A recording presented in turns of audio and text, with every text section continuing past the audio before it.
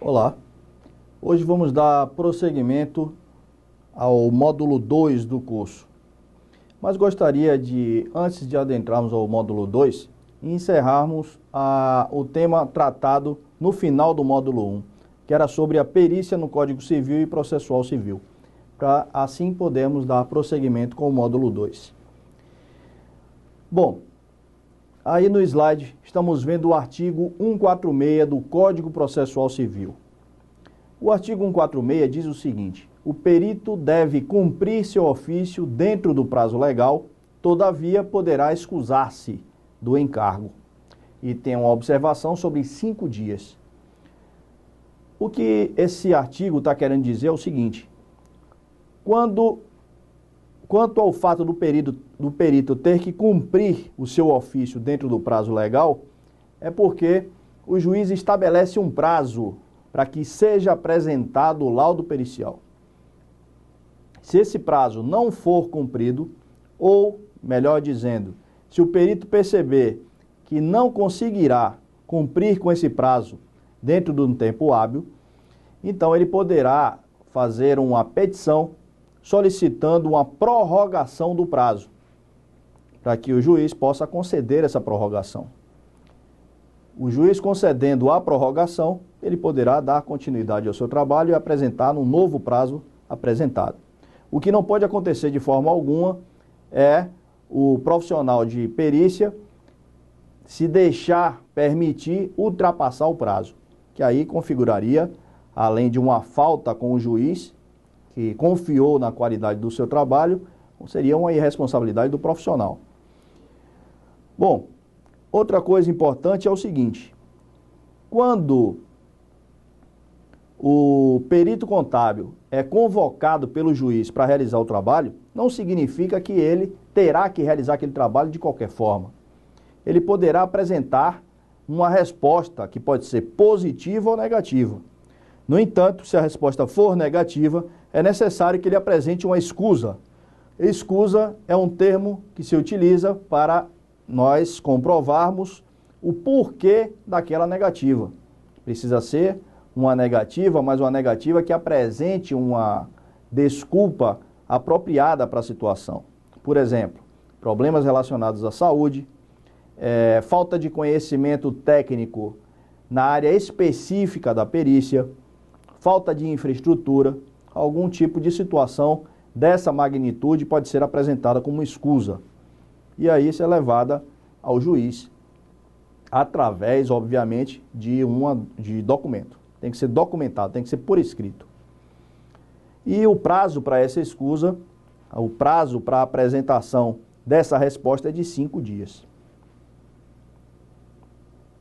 Bom, e assim nós finalizamos a parte relacionada à perícia, no que se refere ao Código Civil e Código Processual Civil.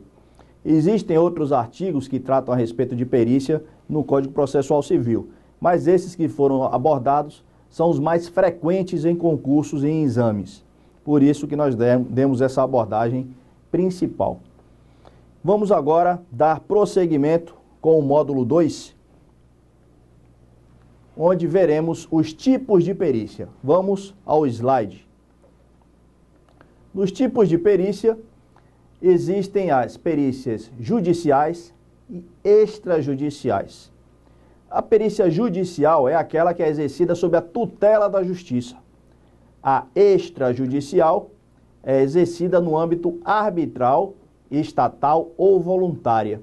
Agora, pode acontecer uma resposta que diz o seguinte: a perícia extrajudicial é aquela que não está sob a tutela da justiça. Então, a judicial está sob a tutela da justiça e a extrajudicial não, porque ela é exercida no âmbito fora, extra a justiça, que seria o âmbito arbitral, estatal ou voluntário. A perícia arbitral é aquela que é exercida sob o controle da lei de arbitragem. Então, a lei de arbitragem é que trata a respeito da perícia arbitral. Existe uma legislação específica para a perícia arbitral, que é um tipo de perícia extrajudicial. No slide seguinte, vemos aí detalhes a respeito das perícias extrajudiciais. São 3 tipos: a arbitral, que nós já falamos a respeito, e a estatal e voluntária. Então, se a arbitral nós já tratamos a respeito do que significa, a perícia estatal, ela tem um conceito diferente. A perícia estatal, como o nome já está dizendo, é aquela que está sob controle do órgão do Estado. Então, quando o órgão do Estado estabelece uma perícia sobre um determinado assunto estatal, nós chamamos de perícia estatal. Um exemplo disso seriam as CPIs. O outro tipo de perícia extrajudicial é a voluntária. A voluntária é aquela que é contratada à parte. Então, as partes podem contratar separadamente, voluntariamente, em comum acordo, o trabalho de um perito. Que aí, nesse caso, não seria um perito judicial, seria um perito assistente. Bom, agora vamos tratar a respeito do assunto execução. A execução é o momento em que a perícia vai passar a ser realizada. E para a execução é necessário alguns trâmites para que todo esse processo do trabalho seja realizado com qualidade. Então vamos ver quais são as partes da execução. Vamos ver aí no slide. A primeira, intimação. O que é que vem a ser a intimação? A intimação é o convite que é realizado pelo juiz para que o perito realize a perícia. Então essa intimação chega até a residência do perito, que obviamente se cadastrou num fórum, na vara específica, onde tem uma especificidade, pode ser a vara civil, pode ser a vara criminal. E depois que esse cadastro é realizado, o juiz vai verificar os currículos dos peritos e vai selecionar um deles. E através do convite que é realizado com a intimação, o perito recebe na sua residência essa intimação. Além da intimação, vem a carga dos autos. A carga dos autos ela acontece no momento em que o perito que foi intimado solicita à secretaria da vara os autos, a carga dos autos, que é simplesmente a obtenção do processo para que o processo seja analisado, estudado. Em seguida vem o exame. O exame é o estudo em si dos autos, das folhas do processo. Vão ser analisados todas as folhas do processo, onde estarão os documentos, podem conter fotos, podem conter gravações, todas as informações necessárias a respeito do processo. Logo depois do exame, vem aí a possibilidade da resposta do perito. O perito vai responder se aceita ou se não aceita realizar o trabalho. No caso de aceitação, ele vai enviar ao juiz uma petição informando a respeito da aceitação do caso. E em caso de não aceitação, ele enviará uma escusa. Nessa escusa apresentará o porquê da não aceitação. Então tem que estar bem motivada e também tem que ser apresentada documentalmente.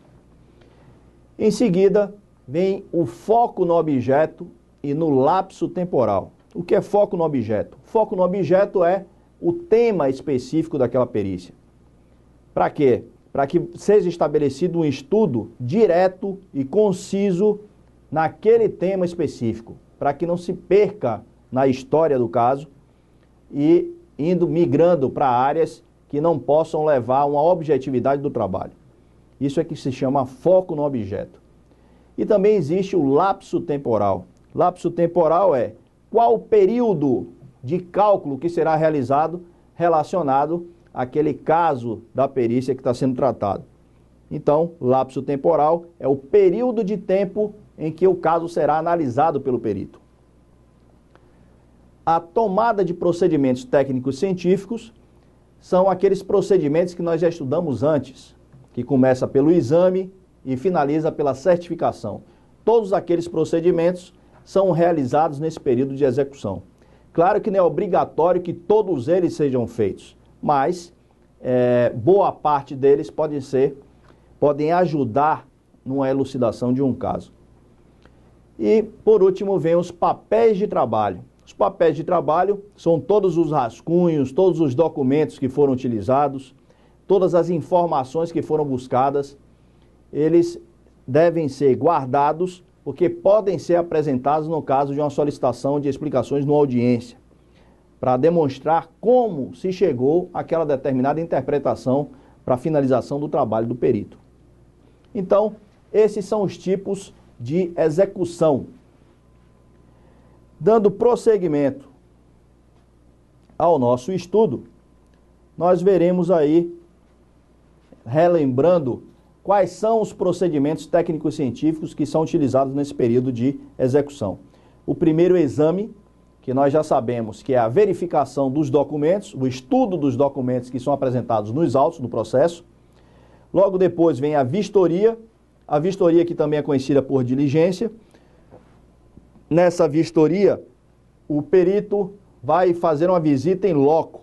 Ele vai se deslocar até a empresa ou até a localidade onde ele precisa arrecadar os documentos. Agora, existe um detalhe muito importante nesse ponto da diligência.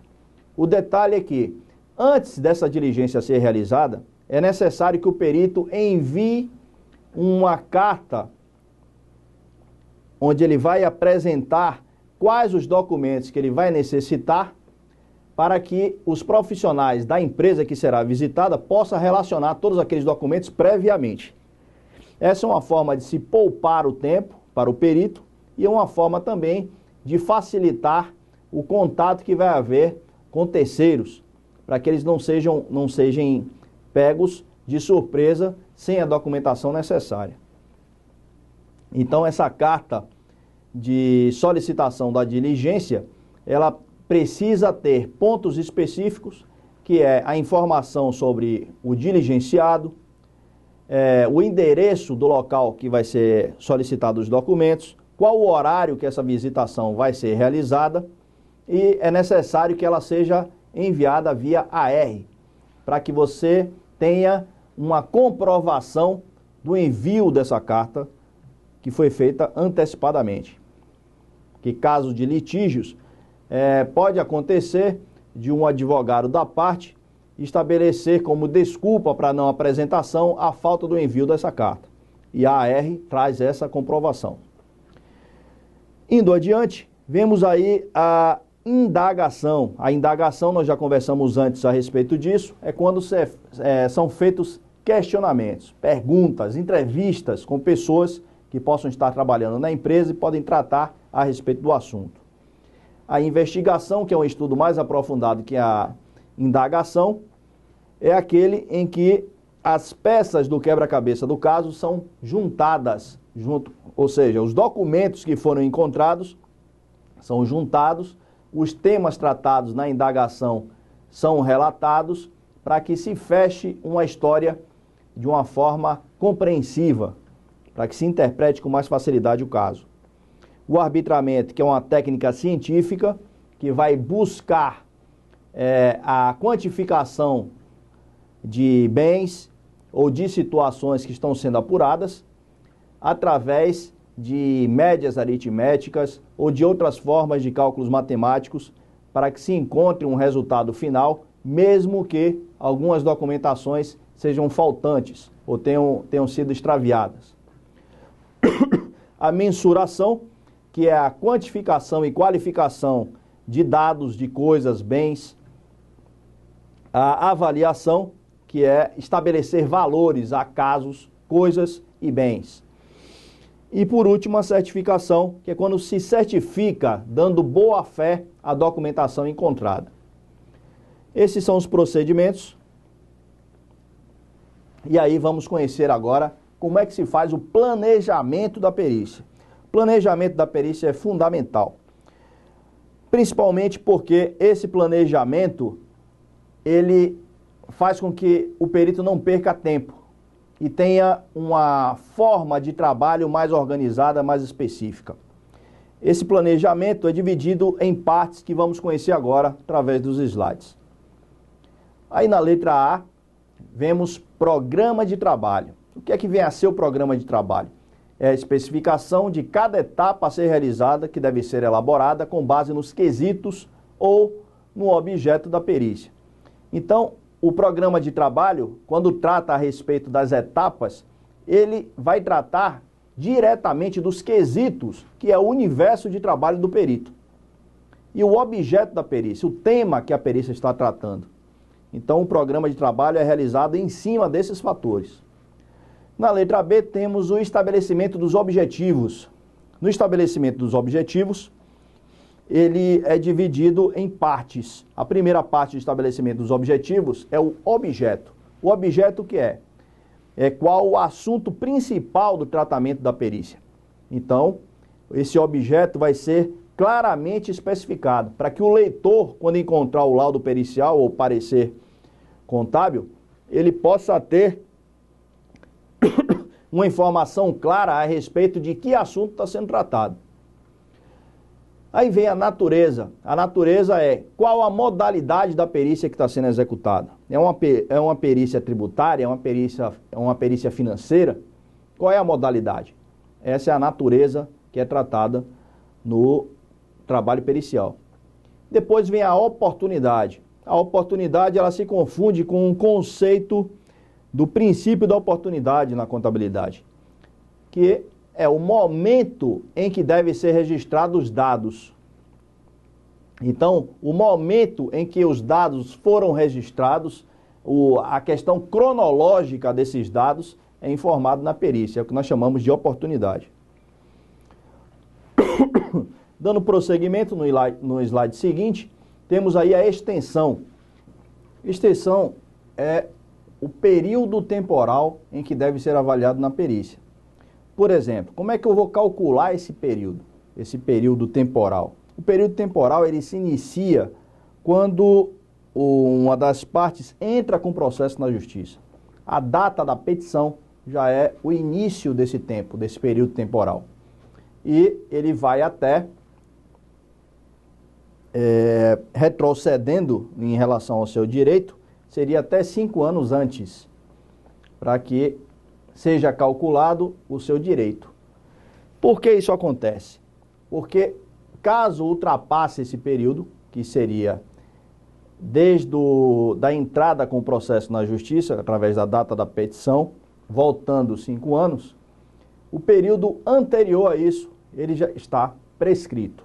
Prescrito significa que não se tem mais direito a buscar justiça em relação ao tempo superior a 5 anos. Dando prosseguimento, vemos os termos. Quais são os termos? Termos é em que termos foi feita a nomeação do perito. Quais as condições dessa nomeação? Isso é que se trata sobre termos. Os quesitos é o que vem em seguida. Quesitos são as perguntas, os questionamentos que podem ser realizados pelas partes ou também pelo juiz. Essa é a fonte principal do trabalho da perícia, são as quesitações. Logo depois vem os honorários. Os honorários, preciso ter um cuidado muito grande no estabelecimento dos honorários. Os honorários podem ser estabelecidos automaticamente pelo juiz e também ele pode ser estabelecido pelo próprio perito. E aí o juiz vai dizer se concorda ou não com aqueles honorários. Mas como é que eu vou ter uma noção lógica da cobrança dos honorários? Eu tenho que ver a magnitude do trabalho, qual a relevância do trabalho. Se um processo lida com valores que ultrapassam a linha de milhões de reais, evidentemente eu não posso receber honorários de R$2.000. É necessário que exista uma proporção em relação à magnitude e relevância do trabalho, para se calcular os honorários. Então, se estabelece 2% do valor da causa ou algo assim nesse sentido, para termos uma noção proporcional. Condições. Condições é o estabelecimento das condições para que o trabalho seja concluído num prazo estabelecido. Se foi dado um prazo de 20 dias para realizar um trabalho de perícia de alta magnitude, evidentemente vai ser complicado cumprir esse prazo. Então, é necessário ter condições para a realização de um trabalho num prazo tão pequeno. Para isso, necessitaria de uma grande infraestrutura, uma equipe de trabalhadores para isso e, evidentemente, os honorários passariam a ser mais caros devido ao custo desse estabelecimento de equipes e de infraestrutura maior. Então, as condições são estabelecidas. A identificação de riscos, evidentemente, que a depender do tamanho do trabalho, os riscos poderão ser maiores. Por quê? Porque o perito é responsável civilmente e criminalmente pelo trabalho que ele realiza.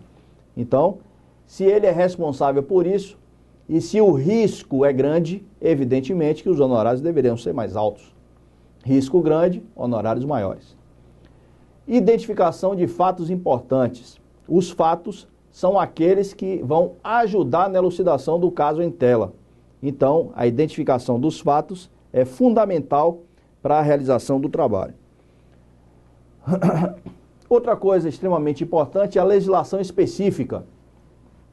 Quando tratamos a respeito de um tema de perícia, obviamente, uma das formas de estudo é a utilização da legislação daquele caso específico, que é aplicável ao objeto da perícia. Divisão de tarefas. Se a magnitude do trabalho é ampla e eu preciso de uma equipe de trabalho, obviamente eu terei que organizar esse trabalho. De que forma? Quais serão os componentes dessa equipe que vão tratar a respeito de áreas específicas e de assuntos específicos. Então essa é a divisão das tarefas. O apoio e revisão é a função do perito, que é o responsável pelo trabalho todo e pela equipe. Então ele deve dar o apoio relacionado à infraestrutura, o conhecimento técnico, para que a equipe de trabalho possa realizar o seu trabalho. E depois ele vai fazer a revisão final do conjunto da obra, para que ela tenha um princípio, meio e fim, para que ela tenha uma lógica, para que o leitor possa entender o que foi realizado. Existe uma situação que pode acontecer, é a necessidade de uma equipe multidisciplinar. O que vem a ser uma equipe multidisciplinar? A equipe multidisciplinar é a utilização de peritos de outras áreas. O trabalho tem uma amplitude muito grande, apesar da finalidade dele ser contábil, para se averiguar a respeito de prejuízos que possam ter ocorrido, mas que para cálculo desse prejuízo seja necessária a utilização de uma equipe multidisciplinar, com peritos e especialistas de outras áreas, como a área de arquitetura, a área de engenharia, ou a área de medicina, ou alguma outra área, aí haverá necessidade da contratação de especialistas e profissionais dessas áreas. Só que esses profissionais, para serem utilizados, precisam estar registrados em seus conselhos de classe. Senão, não terá validade o trabalho que eles vão apresentar, porque eles também terão que apresentar laudos de confirmação de fatos. Então, esse é o que se trata a respeito da equipe multidisciplinar. Cronograma. Cronograma eu vou ter que explicar no meu planejamento qual é o tempo e como esse tempo estará organizado. Em que data se iniciará o trabalho, quais as datas que acontecerão as diligências, quais as datas em que haverá o período de coleta de dados, de documentos, e qual a data que se prevê a finalização do trabalho. Evidentemente que nem sempre podemos cumprir com esse cronograma, mas é necessário que exista um cronograma para que se tenha um caminho a ser percorrido, para que não se perca no trabalho e no tempo. E para finalizar a questão sobre planejamento, vem a conclusão. A conclusão, ela é muito semelhante com aquele estudo que a gente faz a respeito de redação. Na redação nós temos a introdução, o desenvolvimento e a conclusão. Essa conclusão precisa ser objetiva, ela vai finalizar o assunto. Ela não pode se prolongar por muito tempo, que pode se perder em relação à história, em relação ao assunto abordado. Por isso, é uma análise preliminar do que foi demonstrado em todo o trabalho. Então, essa é a função da conclusão, analisar e interpretar o que foi estudado. E assim, nós damos o prosseguimento ao nosso estudo e vamos tratar a respeito do termo de diligência. Diligência, nós já vimos a esse respeito, é quando existe a necessidade da visitação in loco do perito. Ele vai visitar as empresas, vai visitar profissionais, conversar com funcionários, com pessoas. E para a realização desse tipo de trabalho é necessário que se faça um termo de diligência. O que é o termo de diligência? É um documento onde o perito vai apresentar informações a respeito de quem será o diligenciado, qual o endereço do diligenciado, qual a localização da empresa, para que se chegue até lá e seja realizado o trabalho, em que data essa diligência vai ocorrer, para que o trabalho seja realizado adequadamente. Esse termo de diligência ele vai ser enviado pelos correios através de um AR, para que o perito tenha a comprovação do envio desse documento, para que mais tarde não aconteça uma reclamação relacionada ao advogado de uma das partes, tratando a respeito da falta do envio desse termo de diligência. Então é necessário que você tenha uma cópia do termo de diligência, que é o documento, e além dela, a comprovação por AR de que foi enviada para a residência dos peritos assistentes e também para a empresa que vai ser visitada. Esse termo de diligência tem que trazer também qual o assunto e quais os documentos que serão necessários para que os profissionais do diligenciado possam providenciar, relacionar o conjunto de documentos que serão necessários. Isso para poupar tempo, para que o perito não chegue ao local e as pessoas ainda tenham que gastar, despender tempo em busca desses documentos. Um fato pode acontecer diante de uma diligência, que é a negação da entrega de documentos ou dificultação para que o perito possa entrar no local e fazer o seu trabalho. Nesse caso, o perito teria que retornar à vara do fórum e solicitar do juiz uma ajuda policial para que ele retorne ao local e seja amparado pela polícia, dando facilitações ao acesso e ao exame dos documentos na empresa. Então essa é a função do termo de diligência, da diligência em si. Um outro questionamento muito importante que tem que ser tratado é a respeito do laudo pericial. O laudo pericial, ele tem partes específicas, como nós vamos verificar agora no slide.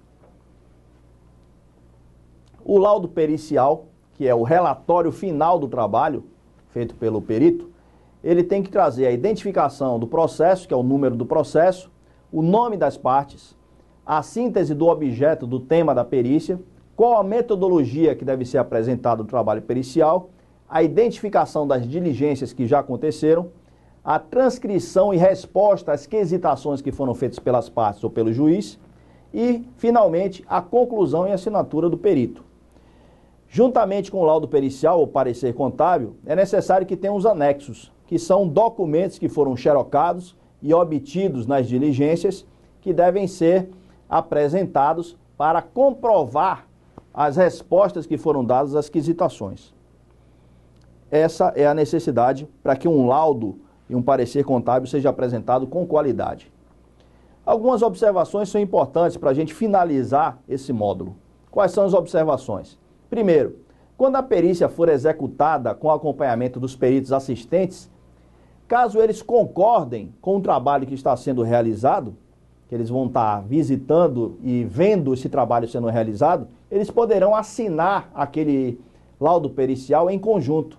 Se isso acontecer, facilitará bastante o trabalho do perito, porque através dessa assinatura significa que eles vão concordar com o laudo pericial que foi finalizado. E isso vai evitar o surgimento de impugnações. A impugnação é quando os peritos assistentes não concordam com o trabalho que foi realizado pelo perito. O perito contábil, que é uma outra observação, o perito contábil deve ser um profissional de contabilidade de nível superior, devidamente registrado no Conselho Regional de Contabilidade e precisa estar em situação plenamente regular, comprovada documentalmente. Outra coisa importante é que a metodologia adotada para os trabalhos periciais precisam estar de acordo com as normas profissionais. E também é importante que o surgimento possam surgir quesitações complementares, além daquelas que já foram apresentadas antes, que aí seriam, no caso de um novo trabalho de perícia, para resposta a essas quesitações complementares. E finalizando, é possível que o perito seja convocado para uma audiência de explicações dos pormenores do trabalho realizado. E aqui nós finalizamos o segundo módulo desse trabalho. Agradeço a vocês a oportunidade e, em seguida, no módulo 3, nós apresentaremos os demais assuntos de perícia contábil. Muito obrigado e até a próxima oportunidade.